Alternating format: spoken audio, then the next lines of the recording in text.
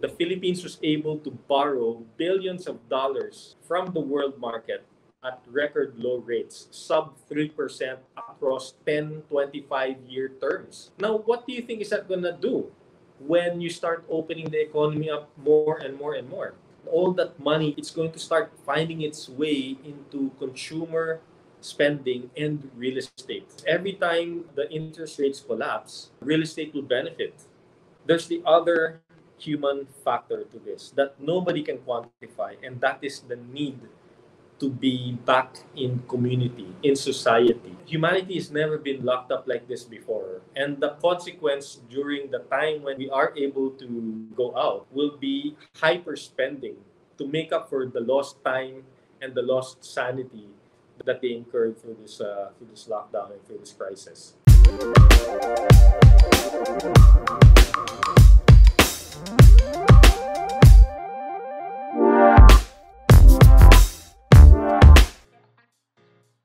Okay, guys, we're in for a treat today. We are with one of the greatest minds in property consulting, not just in this era, but I really believe of all time. We have the president, the CEO of Leechiu Property Consultants, David Leechiu, back in the podcast. And everyone's excited to hear your thoughts, David. First of all, how are you? How's everything? I am good so far. Thank you. You're too kind for that introduction, Marks. First things first.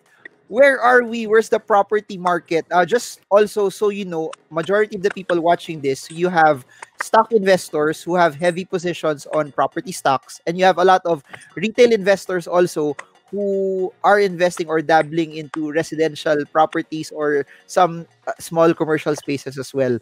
I think we're still in a very dark space because now parang people are so caught up with the rise in the volume of cases that they're becoming more and more and more paranoid and scared. Number two, many of the restaurants and retail owners, we projected that they would be having a hard time. And so now they're executing those plans of shedding retail stores or restaurant spaces. Number three, there are now a lot of buyers that have come out in the woodwork. They have stayed in cash for so long, waiting for a crisis to happen.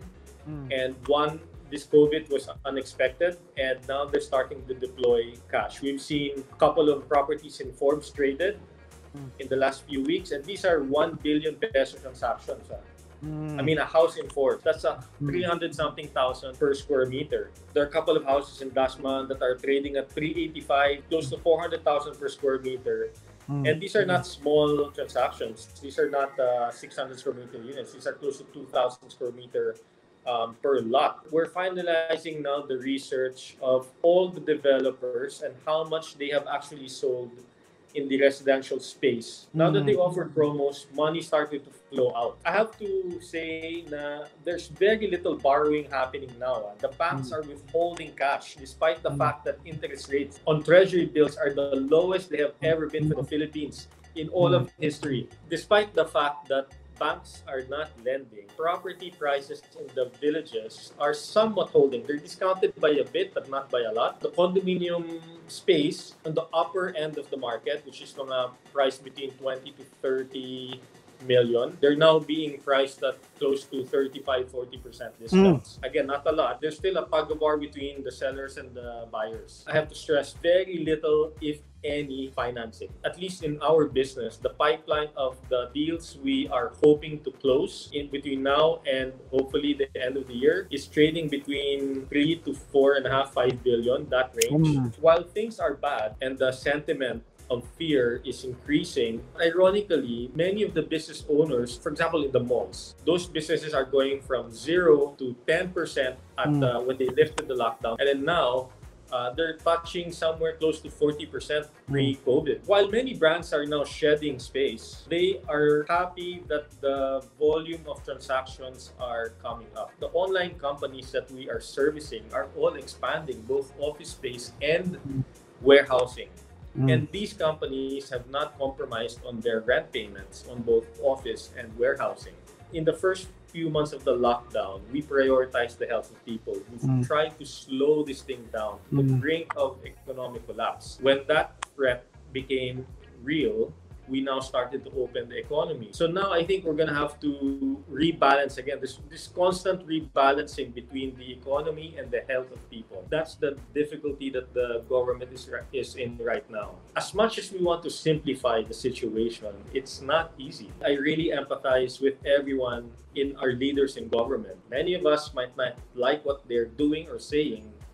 The reality is that because everyone is learning on the fly, it's not going to be perfect. And I encourage everyone to try to understand how difficult it is for a small group of people to try to manage the economic and health situation of 110 million people. I was fortunate enough to have a small session with Secretary Berna Romulo, the head of tourism. She's very happy to see the domestic tourism numbers come up again. And that's going to feed the velocity of the economy back into the different provinces. We still have a long way to go, but I think things are a lot better economically than before. If you have cash right now, your cash flow is uninterrupted, and then you see that you can make payments on property, would you advise people, if there's a good deal right now, to jump in it, or should they wait later on until all of this uncertainty is out of the picture? I'm always a big propagator of saving money for a rainy day such as now. And this rainy day is going to last, 40 days times 40 days times 40 days. I mean, this is like a biblical ravaging. You have to have the resources to tide you over and have a safe zone. And those who don't, well, I guess now is the time to learn the hard lessons that we needed to learn and change the habit and thinking to force ourselves to invest in our minds, to keep clear thinking, and to start thinking longer term about investing in real estate. There are different schools of thought. The ones who can invest, the bet is, do you come in now? Is it too early? Is it too late? Only time will tell that. The 5 big pharma companies, between these 5 companies, they will produce 6 billion doses in the next 6, 9, 12 months. The most advanced will have tens of millions of doses by September, and that company is going to produce 2 billion doses on its own. So 7 billion world population, 6 billion doses within the next few months. That is going to be so powerful. Will they work or not? Well, only time will tell. But I'd like to think that the big pharma plus the regulators and all these companies, the global supply chain, are going to make it as safe as we can now. The euphoria that is going to translate to in the markets when they do roll out is going to be significant. And so you could be very smart and say, you know what, the sellers have come down 30%. That's not good enough for me. I want to go 50%, 60%, 80%. Well, maybe the phrase, it's very hard to time the bottom of the market or the top of the market, applies to the real estate sector also. Because ultimately, here is the fundamental thing. In the next 10 to 15 years, the per capita income of the Philippines will most likely double. Every global bank there is saying that the Philippines is in the top 20 countries that are going to be fastest growing in the world. We're right now in this downward spike trend. We all know that we're going to hit bottom sometime soon. And if you want to look long term, you just imagine what the Philippine situation is like. During the pandemic and the lockdown, Japan Rating Agency upgraded the Philippines. Number 2, the Philippines was able to borrow billions of dollars from the world market at record low rates, sub 3% across 10, 25-year terms. Now, what do you think is that going to do when you start opening the economy up more and more and more? All that money, it's going to start finding its way into consumer spending and real estate. Every time the interest rates collapse, real estate will benefit.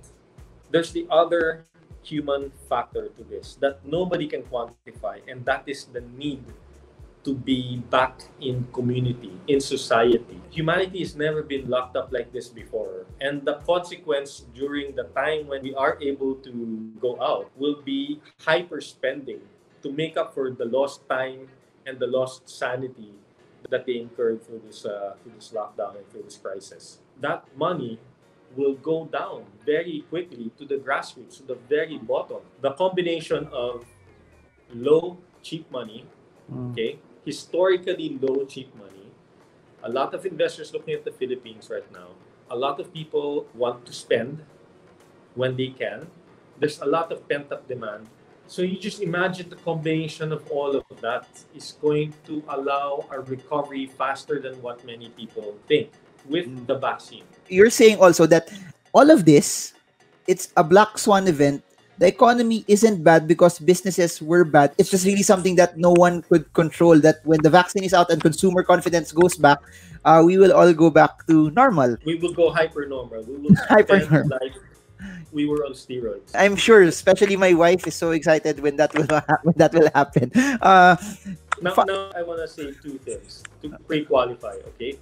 First is that I am not blind to this economic havoc. In January and Feb, I was on the board with the entire Bancom. We were projecting our third record year this year. Never would we have thought that we would be so far from that number at this point. Leasing transactions, comparing it from 2019 to today, are down by 75%. Wow. Okay. Wow. Now, it's not gone negative.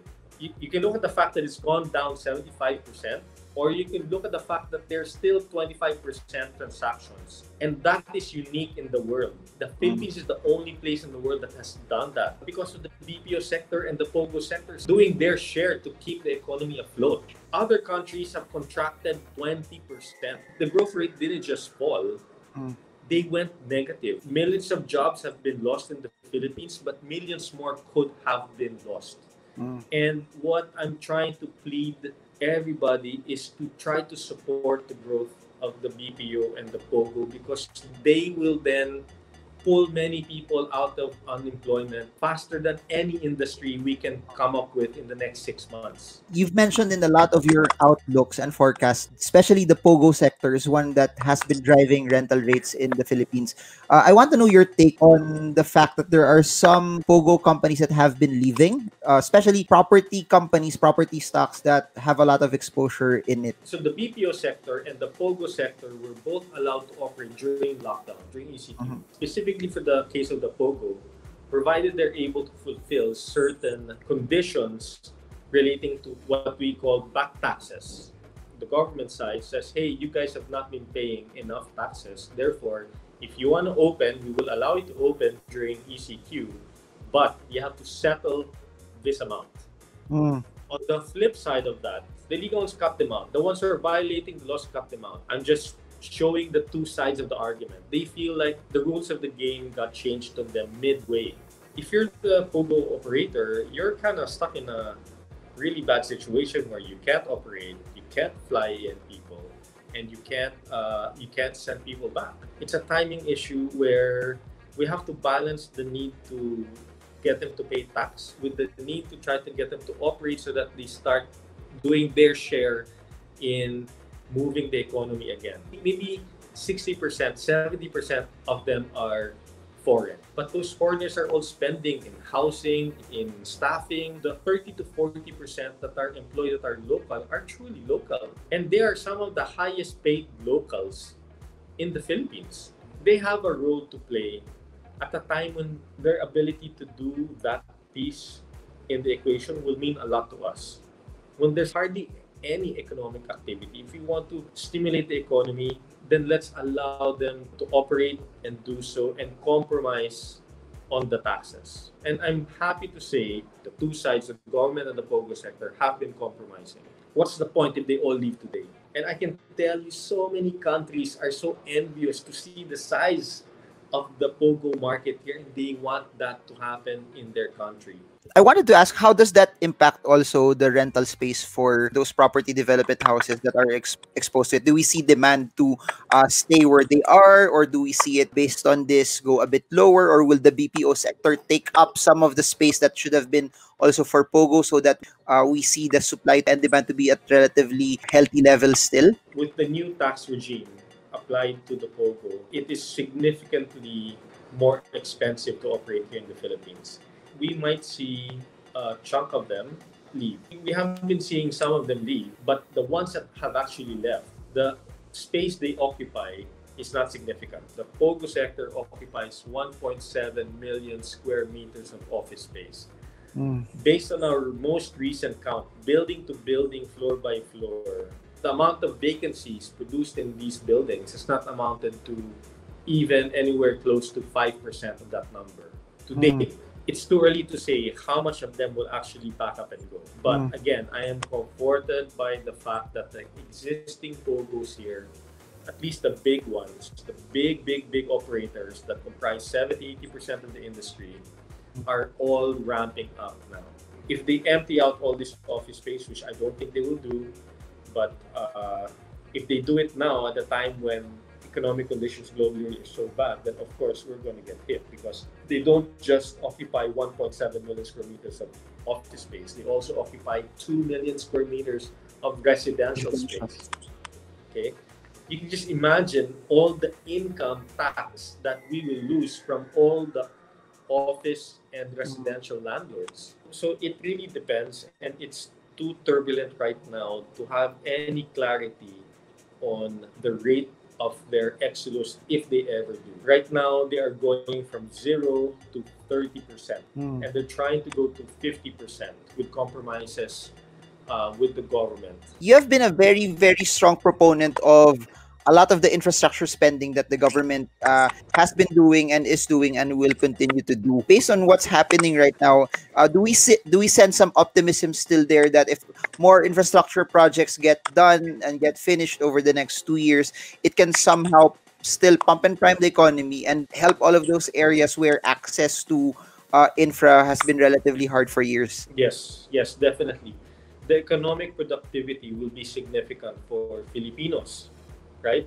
For example, the average worker spends 6 hours minimum traveling back and forth from home to work, right? 6 hours is a lifetime. It's like half their life, basically. For example, with me in particular, I'm able to work from home productively. How productively? My God, my meetings were nonstop. And why was I able to cram all those meetings? Because I just sat on my chair for 15 hours. The case for many executives have been the same, that they've been able to cram so many meetings simply because they didn't have to travel. And the same will be for everybody. Productivity will definitely improve and increase, and that will help us recover faster with the economy. And you want to get really excited?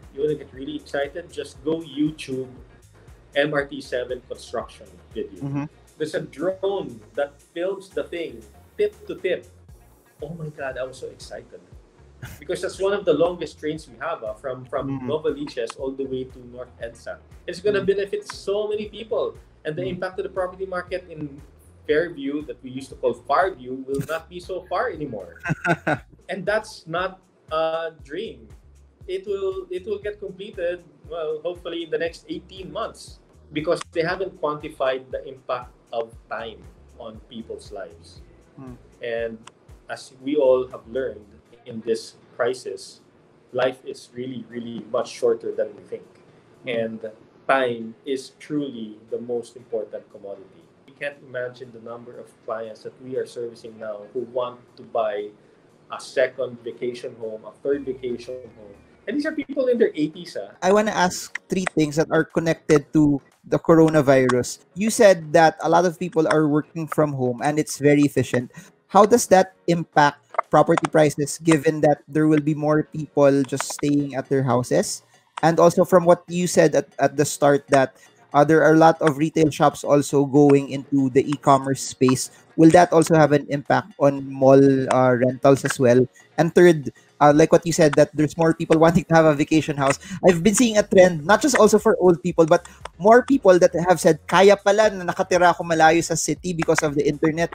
I'll probably just get a house away from Metro Manila and then just have good connectivity.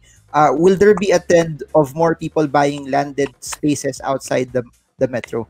Definitely. Workforce, Philippines, I think 30-40 million. I don't have the exact number off the top of my head, but 70% of that work from home is just not sustainable. If they were given a choice, they will rather work outside of home because of too many distractions. And the employers Right now we're conflicted because wow, for the first time, they're spending so much time at home. But let's face it, everyone's productivity levels have gone significantly down. And the second thing that we sacrifice in not being together in the workplace is the collaboration, the intimate levels of collaboration and ideas exchange and feedback that you just can't get from this setup. Again, to quote Jack Ma, today is hard, tomorrow's going to be worse. And right now, I think we're in that place. Tomorrow is now.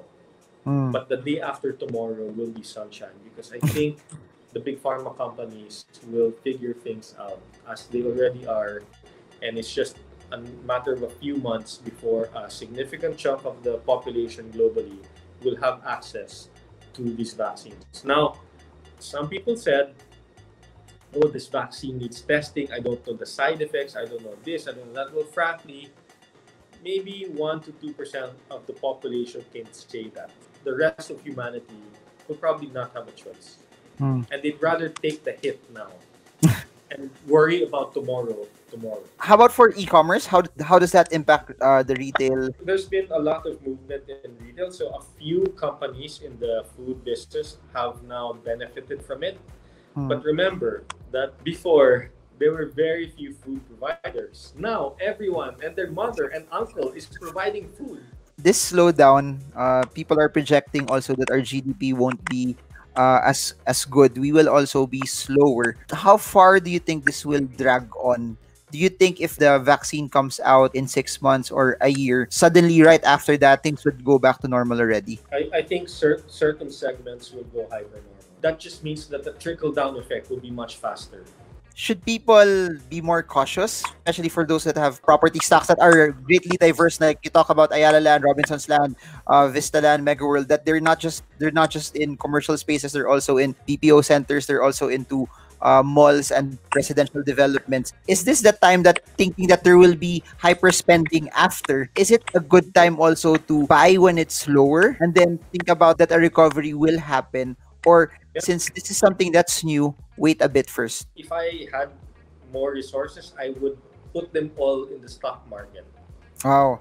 And from what I've seen, this has been the cycle of investment in people. They make a lot of money in the stock market, buying in low, and then wait a little bit, few quarters, a couple of years, they sell, and the profits that they make, they invest in property, which is why there's always this lag of a few months between the uptick in the stock market and the uptick in the property market. A lot of people are anxious. A lot of people are scared. A lot of people don't know what's going to happen, especially for people that somehow their income got disrupted, their businesses got hit. Any words of advice for them? During these hard times, I've reread this book, Man's Search for Meaning by Viktor Frankl.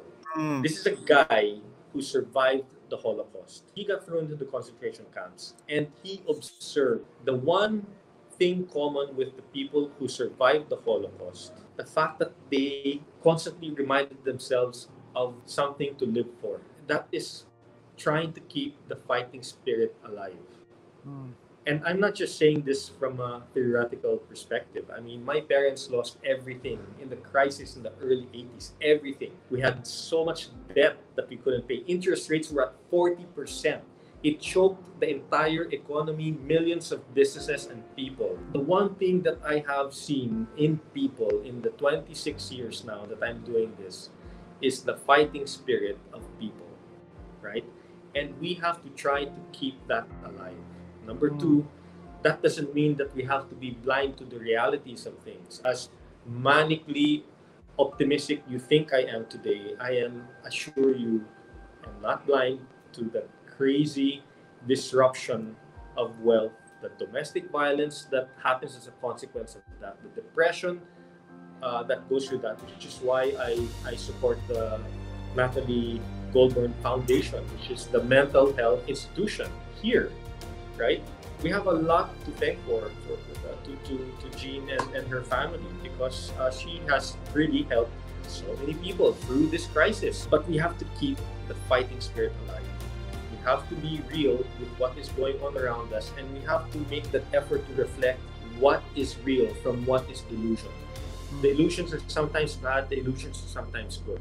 We have to go back to basics, which is we have to save money for precisely these times, which everyone forgot because people kept talking about cash is trash, etc. We have to use this quiet time to disengage from things that eat our mind, and we have to pour it into things that are nurturing our mind. So, specifically, please, I know, but there's only so much K drama a human person can consume. So please unplug from K drama, social media, IG stories, etc., etc., etc., etc. And please focus to nurture your mind into learning about how to invest in the stock market, in the property market, what makes the economy ticks, what are the trends that are happening inside and outside the Philippines. And that kind of education will merit us for a lifetime. Thank you so much, Mr. David Leechiu, Leechiu Property Consultants. If you want to know more about them, I'll put the link of their company in the description below so you guys can check them out as well. So thank you so much for your not just real estate expertise, no, but I think these are principles that people can also use in life. So thank you so much. If you are enjoying David Leechiu, put it in the comment section. I'm learning. I want David Leechiu, and thank you so much, David, for joining us. And to everyone, I hope this video helps you trade well, trade strong, trade smart. See you all again soon. Bye, everyone.